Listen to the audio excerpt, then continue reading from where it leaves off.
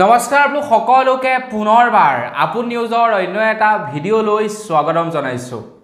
আমাৰ অসমৰ মুখ্যমন্ত্ৰী ডক্টৰ হিমন্ত বিশ্ব শৰ্মাদেৱে আমাৰ অসমত কেইবা বছৰো স্বাস্থ্য মন্ত্ৰী হৈ আছিল। তেখেতে কংগ্ৰেছৰ দিনত থাকোতেও স্বাস্থ্য আৰু শিক্ষা মন্ত্ৰী আছিল।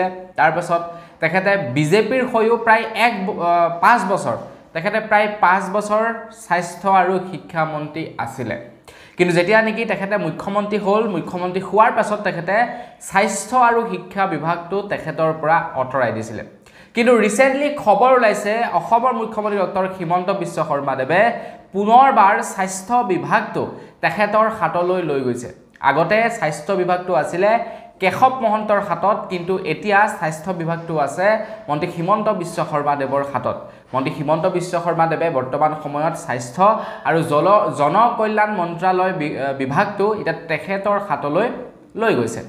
এতিয়া অসমৰ মুখ্যমন্ত্ৰী ডক্টৰ হিমন্ত বিশ্ব শৰ্মাদেৱে স্বাস্থ্য বিভাগটো তেখেতৰ হাতলৈ লোৱাৰ পাছতেই তেখেতে অসমবাসীৰ কাৰণে কেইটামান ভাল খবৰ ঘোষণা কৰিছে।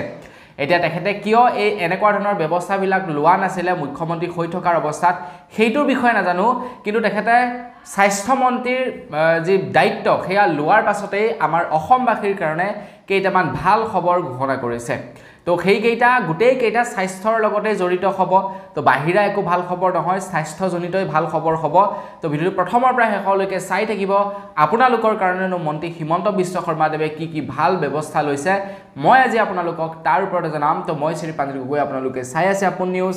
আহক আৰম্ভ কৰোঁ আজিৰ ভিডিঅ'। আজিৰ ভিডিঅ'টো আৰম্ভ কৰাৰ আগতে লাইক এটা কৰিবলৈ নাপাহৰিব। চেনেল যদি ছাবস্ক্ৰাইব কৰা নাই তেন্তে চেনেলটো ছাবস্ক্ৰাইব কৰি ল'ব, এনেকুৱা ধৰণৰ খবৰবিলাক যাতে আপোনালোকে এইটো চেনেলত নিতৌ চাই থাকিবলৈ পায়। আৰু সকলোলৈকে ভিডিঅ'টো শ্বেয়াৰ কৰক যাতে সকলোৱে এই খবৰকেইটা ভালদৰে জানিব পাৰে। এতিয়া মন্ত্ৰী হিমন্ত বিশ্ব শৰ্মাদেৱেনো কি ভাল খবৰ ঘোষণা কৰিছে আপোনালোক সকলোৰে কাৰণে। প্ৰথমটো ভাল খবৰ হৈ গ'ল, এতিয়া ব্ৰেইন-ডেড ৰোগীৰ পৰা বৃক্ক সংগ্ৰহ কৰি যিসকলৰ নেকি বেয়া বৃক্ক থাকিব তেওঁলোকৰ দেহত লগাব বুলি জনাইছে। মানে যিসকলৰ নেকি কিডনি বেয়া হ'ব, যিসকলৰ কিডনি ফেইল হ'ব, কিডনি বেয়া হ'ব, এতিয়া আমাৰ অসমতে তেওঁলোকৰ কিডনি ট্ৰান্সপ্লেণ্ট কৰিব পাৰিব বুলি জনাইছে। আপোনাৰ যেনিবা কিডনি বেয়া হ'ল তো আপোনালোকে কিডনি আপোনাৰ দেহত পুনৰ সংস্থাপন কৰিব পাৰিব বুলি জনাইছে। এইটো এটা বিৰাটেই ডাঙৰ ক্ৰিটিকেল কাম। কিডনি বেলেগ দেহৰ পৰা কিডনি আনি অন্য এটা দেহত সংস্থাপন কৰাটো এইটো এটা বিৰাট ডাঙৰ ক্ৰিটিকেল কাম। বহুতো ডক্টৰৰ প্ৰয়োজন হয়, বহুতো অভিজ্ঞ ডক্টৰৰ প্ৰয়োজন হয়, বহুতো হেভি ইনষ্ট্ৰুমেণ্টৰ প্ৰয়োজন হয়। কিন্তু এতিয়া গুৱাহাটী মহানগৰীৰ গুৱাহাটী মেডিকেল কলেজত আপোনালোকে এতিয়াৰে পৰা এই কাম কৰিব পাৰিব। আগবাঢ়িছোঁ ইয়াৰ পাছৰটো ঘোষণা কৰা খবৰ ফালে। ইয়াৰ পাছতেই আকৌ তেখেতে কৈছে যে এতিয়াৰে পৰা লিভাৰ যিটো নেকি আটাইতকৈ বেছি কমপ্লিকেটেড বস্তু, আৰু লিভাৰটো এটা এনেকুৱা বস্তু তো লিভাৰৰ কেনেবাকৈ যদি প্ৰব্লেম হয় তেন্তে গোটেই দেহতে বেমাৰৰ সৃষ্টি হৈ পৰে। কাৰণ লিভাৰটোৱে গোটেই দেহৰ ভিতৰি অংশৰ প্ৰায়বিলাক বস্তুৱে আমাৰ ইম্পৰ্টেণ্ট, সকলো বস্তুৱে ইম্পৰ্টেণ্ট, কিন্তু লিভাৰটো ঠিক তেনেকৈ বহুতেই ইম্পৰ্টেণ্ট। খাদ্য বস্তুৰ বাবে লিভাৰৰ প্ৰব্লেম যথেষ্ট পৰিমাণৰ হয়, আৰু আজিকালিতো ফেটি লিভাৰ কিবা কিবি ঢেৰ লিভাৰৰ প্ৰব্লেম দেখিবলৈ পোৱা যায়।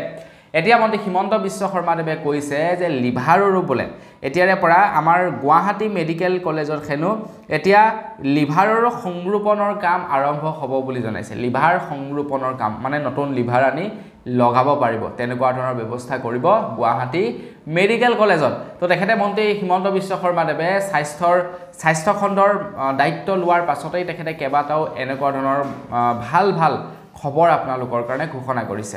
তাৰ পাছতেই আকৌ মন্ত্ৰী হিমন্ত বিশ্ব শৰ্মাদেৱে কৈছে যে যিসকল দম্পতীয়ে নেকি বহু বছৰ ধৰি তেওঁলোকে সন্তান জন্ম দিবৰ কাৰণে চেষ্টা কৰি আহিছে, কিন্তু তেওঁলোকে এটা সন্তান জন্ম দিব পৰা নাই, তো তেওঁলোকৰ কাৰণে এটা ভাল খবৰ ঘোষণা কৰিছে মন্ত্ৰী হিমন্ত বিশ্ব শৰ্মাদেৱে। কৈছে যে যিসকল লোকে নেকি সন্তান বাৰে জন্ম দিবৰ কাৰণে চেষ্টা কৰাৰ পাছতো তেওঁলোকে স্বাস্থ্যজনিত কাৰণত জন্ম দিব পৰা নাই, প্ৰত্যেকবাৰে তেওঁলোকে ফেইল হৈছে, তো তেওঁলোকৰ এতিয়া সন্তান জন্ম দিব পাৰিব 70ৰ পৰা 1 লাখ টকা খৰচ কৰিয়ে।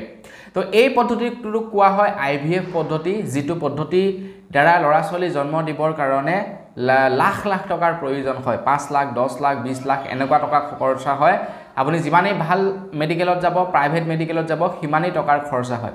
কিন্তু অসমৰ মুখ্যমন্ত্ৰী ডক্টৰ হিমন্ত বিশ্ব শৰ্মাদেৱে কৈছে যে 70ৰ পৰা 1 লাখ টকা খৰচা কৰিয়েই এতিয়াৰে পৰা যিসকল দম্পতীৰ ল'ৰা ছোৱালী নহয় তো তেওঁলোকে IVFৰ পদ্ধতিৰে ল'ৰা ছোৱালী জন্ম দিব পাৰিব মাত্ৰ 70ৰ পৰা 1 লাখ টকা খৰচা কৰি মানে বাহিৰত গ'লে আপোনালোকে 5-10 লাখ ভৰিব লাগে কিন্তু গুৱাহাটী মেডিকেল কলেজত মাত্ৰ 70ৰ পৰা 1 লাখ টকা খৰচা কৰিয়ে সন্তান জন্ম দিব পাৰিব বুলি জনাইছে তো বন্ধু বান্ধৱীসকল মেইনলি এই তিনিটাই ভাল খবৰ ঘোষণা কৰিছে মন্ত্ৰী হিমন্ত বিশ্ব শৰ্মাদেৱে যেতিয়াই নেকি তেখেতে স্বাস্থ্যৰ তেখেতে দায়িত্ব লৈ ল'লে স্বাস্থ্য মন্ত্ৰীৰ দায়িত্ব ল'লে তো তাৰ পাছতেই তেখেতে এইকেইটা ভাল খবৰ সকলোৰে কাৰণে ঘোষণা কৰিছে এতিয়া আপোনালোকে কমেণ্ট এটা কৰি জনাব আপোনালোকে খবৰকেইটা শুনি কেনেকুৱা পাইছে মোৰ মতে বেয়া হোৱা নাই ভালেই হৈছে এনেকুৱা ধৰণৰ যিবিলাক নেকি মেডিকেল ইস্যু থাকে সেইবিলাক যাতে অসমতে সলভ কৰিব পাৰি তো তাৰ ব্যৱস্থা কৰিব লাগে এটা ডাঙৰ এটা যদি অপাৰেশ্যন কৰিব লগা হয় তেতিয়া সেই অপাৰেশ্যনবিলাক কৰিবৰ কাৰণে হায়দৰাবাদ বেংগলোৰ দিল্লী মুম্বাই এইবিলাকত নিব লাগে তাত যথেষ্ট পৰিমাণৰ টকা খৰচা হয় যদি অসমতে সেইবিলাক হৈ যায় তেন্তে কম খৰচত হ'ব প্ৰথম কথা দ্বিতীয় কথাটো হৈ গ'ল যে অসমত আয়ুষ্মানৰ বা অসম বুলি নহয় সবতে আয়ুষ্মানৰ সুবিধা আছে কিন্তু অসমত হৈ গ'লে এনেই আৰু কষ্ট এফিচিয়েন্সি হ'ব পইচা কমত হ'ব আমাৰ অসমত থকা খোৱা এইবিলাকৰ খৰচাটো কম বাহিৰত যথেষ্ট পৰিমাণৰ বেছি গতিকে গুৱাহাটী মহানগৰীতে যদি হৈ যায় অহা যোৱাৰ খৰচা কমি যায় মানে সব ফালে চাব গ'লে আমাৰ আল্টিমেটলি যথেষ্ট পৰিমাণৰ সুবিধা আছে গতিকে এইকেইটা ভাল খবৰ ঘোষণা কৰাৰ কাৰণে মন্ত্ৰী হিমন্ত বিশ্ব শৰ্মাদেৱলৈ বহুত বেছি ধন্যবাদ জ্ঞাপন কৰিলোঁ তো বন্ধু বান্ধৱীসকল বস আজিৰ ভিডিঅ' জনাবলগীয়া খবৰ ইমানটোৱে আছিলে খবৰটো জানি কেনেকুৱা লাগিলে কমেণ্ট কৰি জনাব যদি ভাল লাগিলে লাইক এটা কৰিব চেনেল যদি ছাবস্ক্ৰাইব কৰা নাই ছাবস্ক্ৰাইবটো কৰি ল'ব পুনৰ এটা ভিডিঅ' লগ কৰাৰ কাৰণে বিদায় মাগিছোঁ ধন্যবাদ জয় অসম